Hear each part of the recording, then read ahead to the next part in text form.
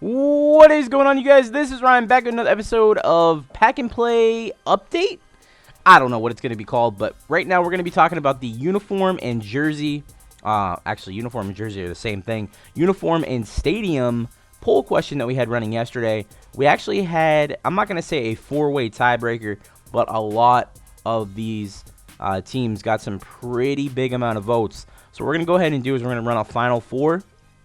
The final four will consist of these teams right here.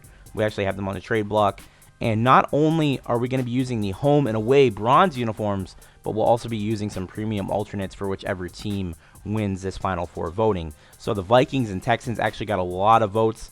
They were actually paired up because I did not have enough room to put all 32 teams. I excluded the Titans, of course, because we used them all season one.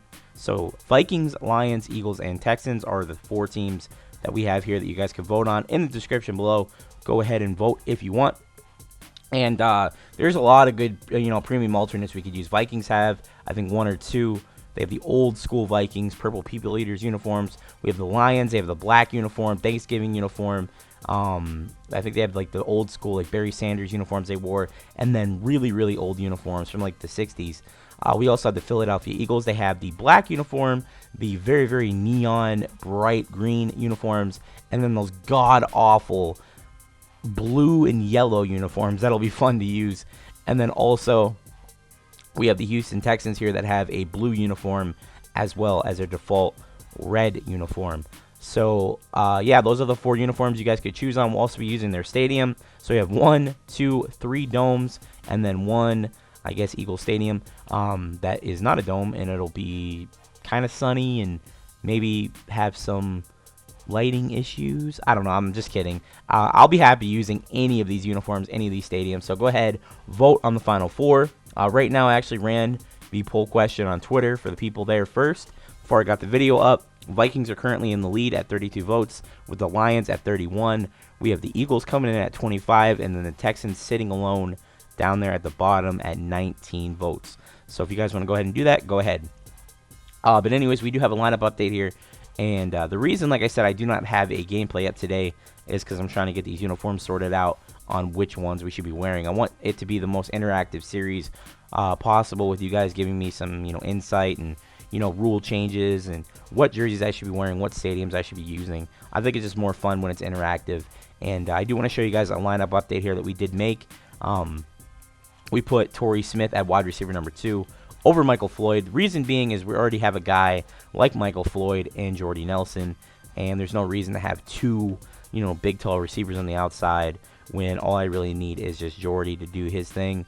And then Torrey Smith is actually pretty fast, also at 6 foot tall, so he'll make a lot of plays there for me.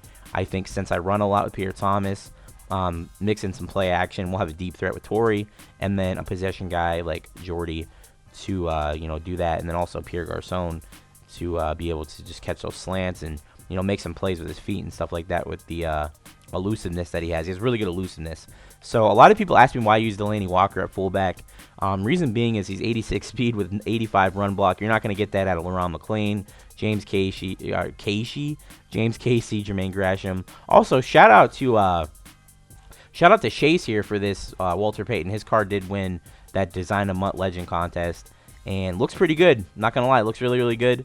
Definitely like the background with him popping out right there, kind of a bigger picture than the front of the card, and looks really good. I mean, I'm definitely liking it, and maybe we could actually pull the 99 overall version of it.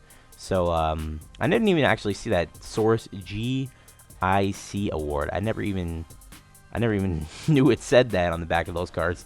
But yeah, those are the lineup updates for the offensive side of the ball. Defensive side of the ball, we actually moved Julius Peppers back to outside linebacker because I do want to rush with him, and I think he plays better there anyways.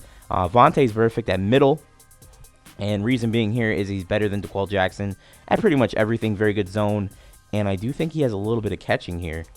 59 catching, actually not very good at all, but he will make some plays. He'll bat the ball down, and that's all I'm really asking him to do. Also a very good tackler and very good hit power. Honey Badger and Eric Reed, of course.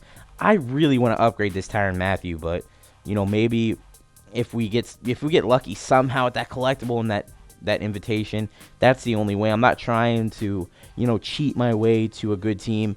I love all the cards I have, and if I have to stick with Tyrann Mathieu 77 and his buddy over here, Eric Reed, we pulled the collectible, and we already had the card. He got the lucky upgrade, but maybe eventually, somehow we'll get the Tyrann Mathieu in some way. But the reason that I kind of wanted to make this video as well is because I want to discuss a little bit about why I love Pack and Play and why I think you guys like it, and why I encourage other YouTubers that have ever wanted to do this series to just do it, because it's so fun and it puts so much stress off your back to having to keep up with all the other people and make good teams, because you don't have to have a good team to have fun in Madden Ultimate Team. And I think Pack and Play is a perfect example of that, where you guys you pull, hold on one second, again with the voice issues here. You guys, when you do Pack and Play, when I do Pack and Play, you open up a specific amount of packs that you set for yourself. So in this case, I open up 10. I built a team, and for every win by however many scores, we open up packs, and we get these guys out of those packs. And what you have to do is, you have to use these guys in your mind. You think like, oh, I got a Pierre Thomas 85 overall, and he doesn't really look that good. I mean, 90 speed, 91 carrying, 90 trucking. He's not the best at anything. But what you really need to be thinking about is, how can I get the most out of those attributes? How can I get the absolute best out of this player? How can I get the peak of that player? And that's what we do in Pack and Play. We get the peak. We get the best performance that we could possibly get out of Pierre Thomas. We get the best performance that we can absolutely get out of Tyrann Mathieu. And Tyrann Mathieu is a very perfect example. We use his attributes to, the fullest potential here. We use his 97 acceleration to its full potential, 91 speed to the full potential, 85 hit power, 95 pursuit, his zone and man, his catching. We use it to its absolute best that we possibly can, because we have to use that card, and we get accustomed to that card, and we grow to love that card. Now, just like Sammy Watkins last year, Sammy Watkins 90 overall gold, it was okay, it was good, but would anyone really use that in Madden 25 when they have all those crazy cards?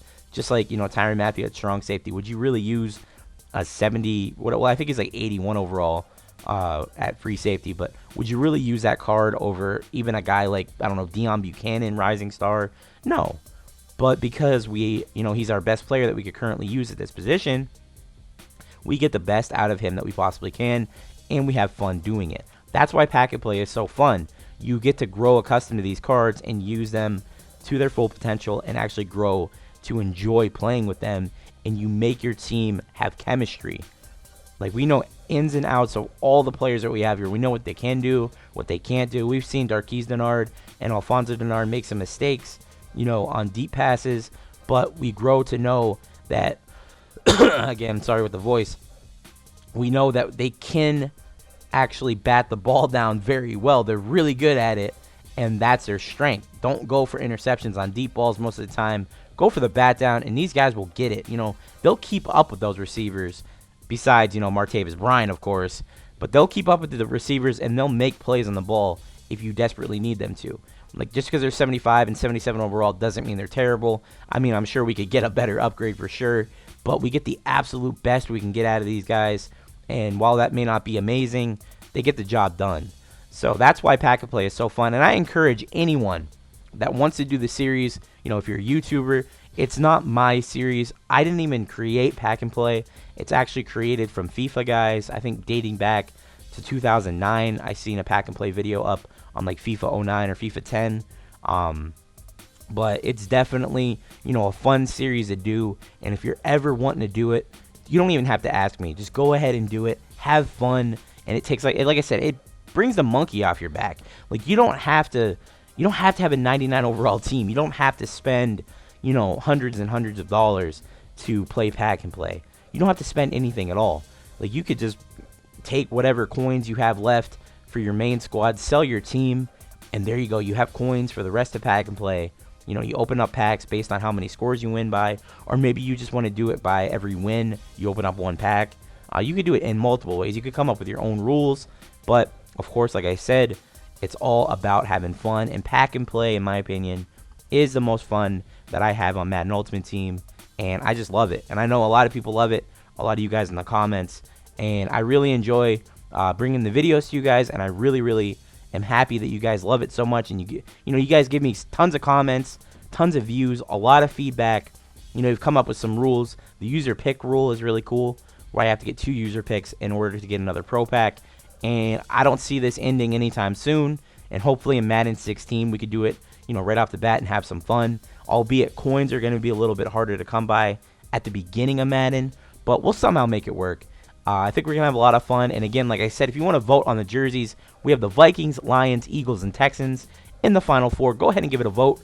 And then tomorrow we'll have a gameplay up, and hopefully we can get lucky with some more upgrades and have some more fun on Pack and Play. So guys, definitely, like I said, give the video a like if you enjoyed. Subscribe if you're new. Link is down in the description below. And peace.